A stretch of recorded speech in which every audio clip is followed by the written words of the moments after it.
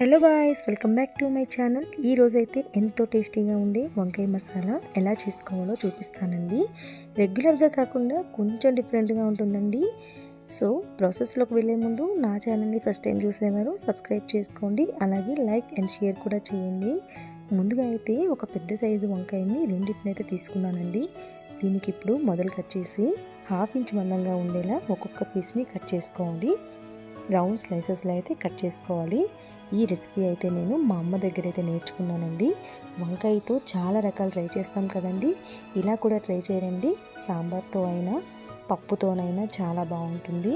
ఒక్కసారి ఇలా ట్రై చేయండి, మళ్ళీ మళ్ళీ చేసుకొని తినాలి అనిపించేలా ఉంటుందండి. సో చూసారుగా, వంకాయనైతే కొంచెం మందంగానే కట్ చేసుకోవాలండి, ఎందుకంటే ఫ్రై చేసుకున్నప్పుడు వంకాయ అనేది తొందరగా మాడిపోయే ఛాన్సెస్ ఉంటుంది కాబట్టి ఇలా అయితే బాగుంటుంది.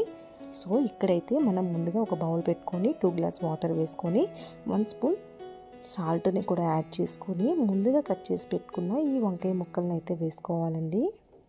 ఇలా వేసుకుంటే వంకాయ ముక్కలు అనేవి తొందరగా నల్లబడకుండా ఉంటాయని చెప్పేసి నేనైతే ఇలాగా సాల్ట్ వాటర్లో వంకాయ ముక్కలను వేసుకొని ఉంచుకున్నానండి. ఇప్పుడు మనం వంకాయ మసాలా కోసం మసాలా ఎలా ప్రిపేర్ చేసుకోవాలో చూసేద్దామండి. ముందుగా అయితే మన స్పైసీకి తగ్గట్టు కారం వేసుకోవాలి.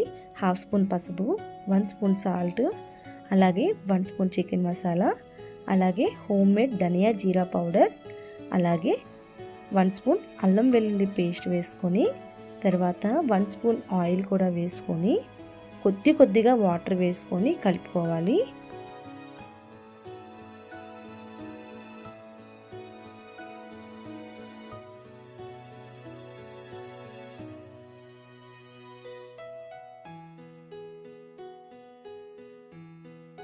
ఎక్కువ వాటర్లా కాకుండా ఈ కన్సిస్టెన్సీలో ఉంటే సరిపోతుందండి. ఇప్పుడు మనం ఈ వాటర్లో ఉన్న ఈ వంకాయ ముక్కలను ఒక్కొక్కటిగా వేసుకొని మసాలా మొత్తం వంకాయకి పట్టేలా ఒక బౌల్లోకి వేసుకొని పక్కన పెట్టుకోవాలి.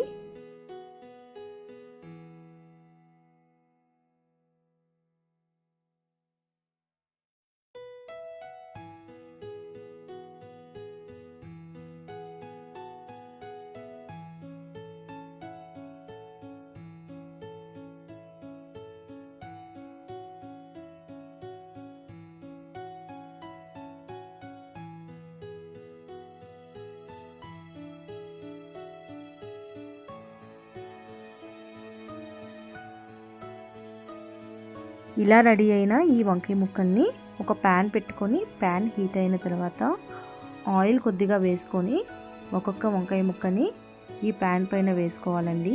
ప్యాన్కి ఎన్ని ముక్కలు అయితే పడతాయో అన్నీ వేసుకోవాలండి. ఈ రెసిపీ మొత్తం అయితే మాత్రం స్టవ్ సిమ్లో పెట్టుకొని చేసుకోవాలండి, ఎందుకంటే తొందరగా మాడిపోయే ఛాన్సెస్ ఉంటాయి. సో అందుకోసమని స్టవ్ సిమ్లో పెట్టుకొని చేసుకుంటే టేస్ట్ కూడా చాలా బాగుంటుంది. సో మనం ఇప్పుడు ఈ వంకాయ ముక్కలు ఇలా వేసుకున్న తర్వాత ఆయిల్ని ఇలా స్ప్రెడ్ చేసుకోవాలి.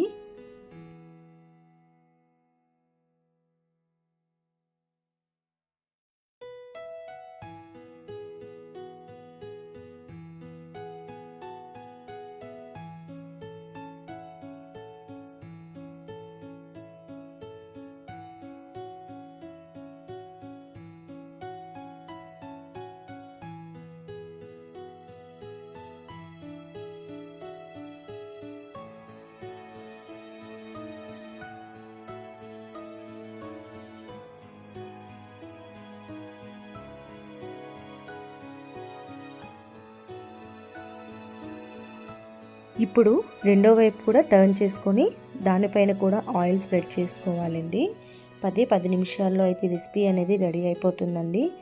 సో ఈ రెసిపీ అయితే చాలా ఈజీగా సింపుల్ వేలో చేసుకోవచ్చండి. మనం ఎంతగానో ఎదురు చూస్తున్న మసాలా వంకాయ అనేది రెడీ అయిపోయిందండి.